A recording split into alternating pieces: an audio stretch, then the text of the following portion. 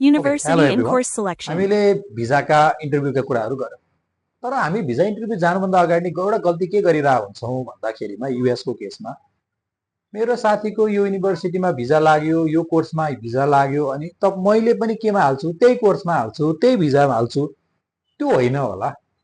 कुनै पनि युनिभर्सिटी हाल्नुभन्दा अगाडि युनिभर्सिटी सेलेक्सन गर्नुभन्दा अगाडि कोर्स सेलेक्सन गर्नुभन्दा अगाडि लोकेसन सेलेक्सन गर्नुभन्दा अगाडि तयारी गर्नु पर्यो के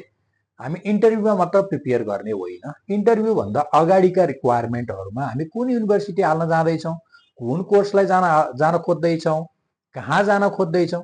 हो यो पहिल्यै तयारी गर्नु पर्यो साथीको लैलैमा उसको भिजा फलानु एक्सवाइजेड युनिभर्सिटी आयो एबिसी कोर्सलाई आयो भनेर म पनि एक्सवाइजेड एबिसी कोर्सलाई जाने होइन होला मेरो इन्ट्रेस्टको सब्जेक्ट मैले +2 वा 72 के पढेको छु मेरो जिपिए कति छ मेरो इङ्ग्लिस प्रोफिसिएन्सी के छ मेरो घरको पेइङ क्यापासिटी के छ